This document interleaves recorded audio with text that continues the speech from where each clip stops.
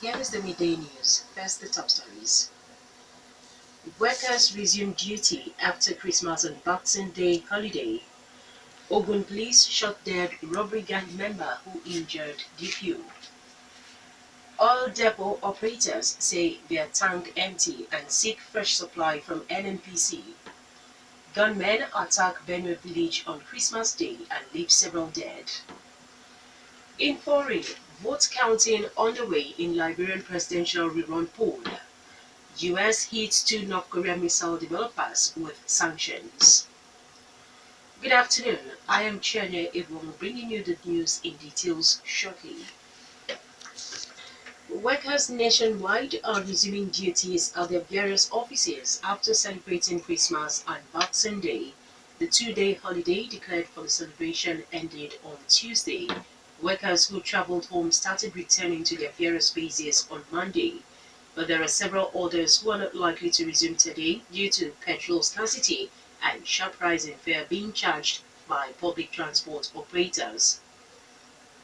Federal Road Safety Corps (FRSC) has urged travelers and road users to use its toll-free 122 line to report any urgent negative developments on roads. The Enugu Zonal Commander of FRSC, Mr. Samuel Obayemi, who gives the advice, says the toll-free line should be used to get to FRSC National Operations Control Center, Abuja, where assistance can be received for any issue on the roads in the country. Obayemi, who is in charge of Abia, Ebonyi, Enugu, and Imo states, explains that the line, also known as FRSC code number, could be used to report any accidents involving vehicles or other objects on the road. In addition, Obayemi says it could be used to report on activities of road users, especially drivers who drive recklessly, so that the control center can get to the nearest FRSC patrol team on the same road to stop him. The FRSC also has a 12-digit emergency line 0700-2255-3772.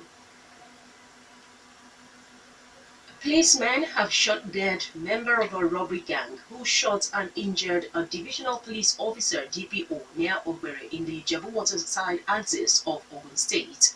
The armed robber was the last member of the robbery gang who ambushed a police team responding to a distress call last September, yet to be arrested. The DPO of Ogbere Divisional Police Headquarters, Adeyinka Akingbade, who led the police team, was shot and injured in the ambush by the bandits. Spokesman of the State Police Command, Abimbola Oyeyemi, says that the police team, who had been tracking the fleeing suspect following intelligence that he sneaked into Ijebu on Christmas Day. The suspect, according to him, was later traced to his in-laws' house in the town, where he exchanged gunfire with the police team, who shot him dead during the incident. He lists items seized from the suspect as a locally made pistol, assorted charms, a machete, and a jeep which was two different number plates. The State Police Commissioner Ahmed Iliazu commends the police team for bringing down the last member of the robbery gang who shot and injured the DPO. The Ogun State PDP crisis has refused to go as the Bayo faction has again approached a federal high court in Abuja to assert itself as the authentic executive committee of the party in the state. The faction is challenging the election of Ogun State delegates to the last December 9 PDP National Convention in Abuja.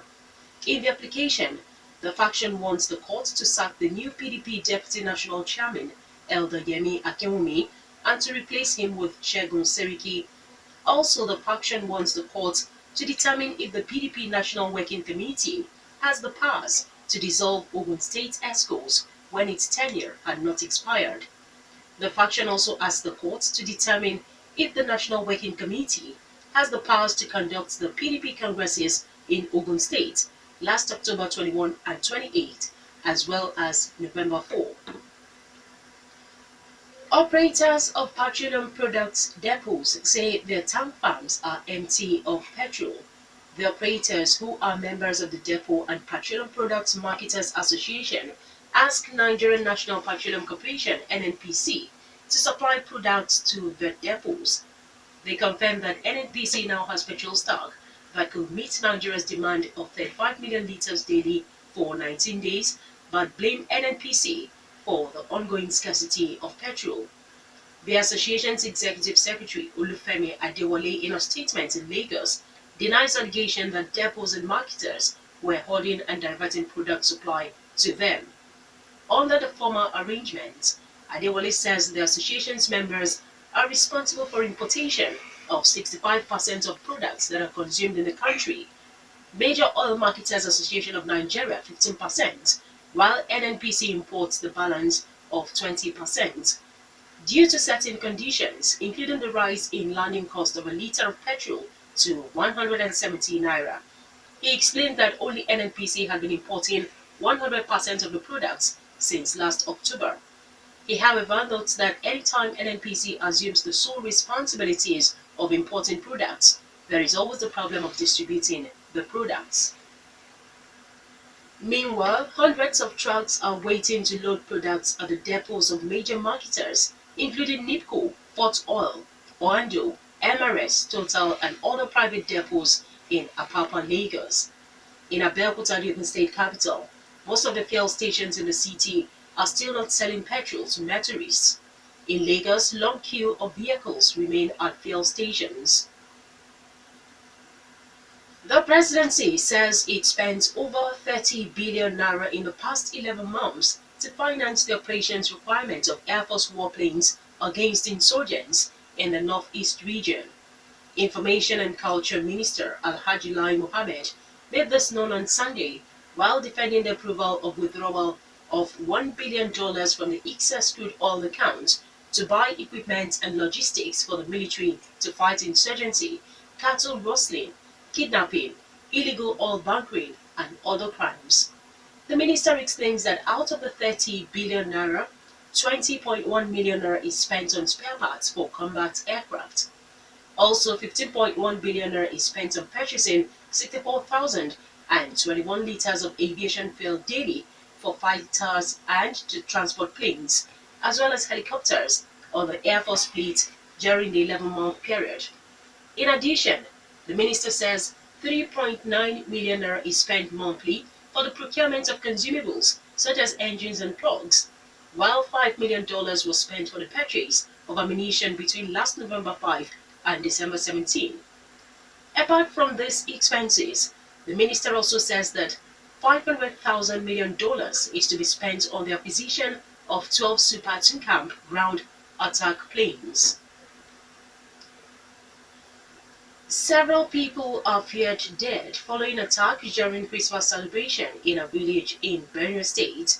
Several others were injured in the attack by gunmen who invaded Untomkon village in Ado local government area. Because of the attack could not be ascertained, spokesman of the State Police Command, Moses Iyamu, confirms the attack by the gunmen. He, however, says only 2 persons died in the attack. Troops are now in the hot pursuit of Boko Haram fighters after repelling the Christmas Day attack on Maiduguri, the Borno state capital. The insurgents, during the attack on a military checkpoint at Mulai, 5 kilometers to the city, set houses on fire and engaged security forces in heavy gunfire before fleeing. Theater Commander of Operation Lafia Dole, Major General Nicholas Rogers, says the insurgents were in disarray after troops repelled their attack. The Army General explains that Air Force and troops are in hot pursuit of the fleeing insurgents, who according to him had launched the attack to steal foodstuffs. He says that Boko Haram fighters used improvised explosive devices and gun traps during the attack. You're still listening to the Midday News on Rock City 101.9 FM. Up next, we bring you foreign, business, and sports news. Please do stay with us. Now in foreign, vote counting is underway at 5,390 polling units across Liberia, following Tuesday's presidential runoff election, described by observers as generally peaceful and smooth.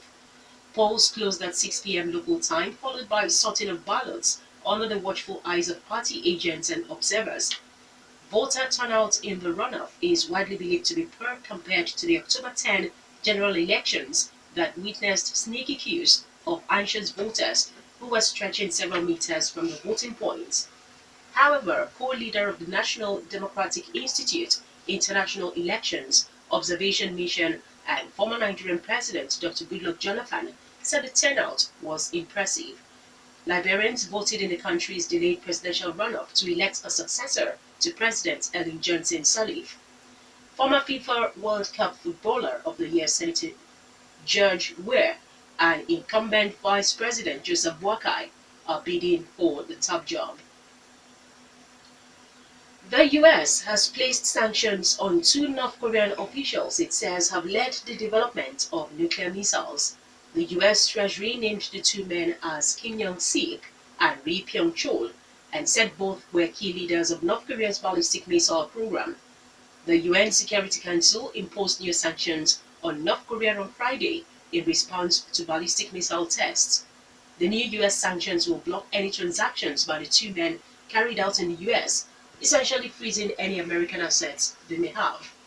Both men are regularly photographed alongside North Korean leader Kim Jong-un at missile launches. In the past year, the country has tested even more ambitious types of missile and says it can now reach the entire continental United States.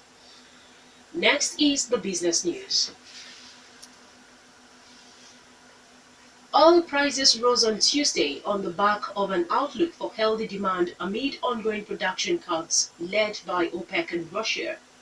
U.S. West Texas Intermediate crude futures were at $58.50 a barrel. The Organization of Petroleum Exporting Countries, OPEC, and Russia, the world's single biggest oil producer, have been withholding output to tighten the market and prop up prices. The agreement to cut started last January and is yet to cover all of 2018. Finally in the news, sports news. Nigeria star Victor Moses has compared the Super Eagles' self-belief to that of Premier League champions Chelsea. Moses has enjoyed a great 2017, playing a huge role in the Blues' title triumph before helping Nigeria secure the safe passage to the 2018 World Cup. The Chelsea star made the five-man shortlist for the Confederation of African Football at BBC African Footballer of the Year Awards. The player, in an interview with Daily Star, says Super Eagles are like Chelsea, who believe in themselves. That was the midday news, and just before we go, the major stories once again. Workers resumed duty after Christmas and Boxing Day holiday. Ogun police shot dead robbery gang member who injured DPO. Oil depot owners said their tank empty and sought supply from NNPC. Gunmen attacked Benue village on Christmas Day, left several dead. In foreign, we also reported that vote counting underway in Liberian presidential rerun poll. And US hit two North Korean missile developers with sanctions. For more stories and to listen to us live, please log on to our website www.rockcityfmradio.com/live. Thank you very much for listening. My name is Chienye. Good afternoon.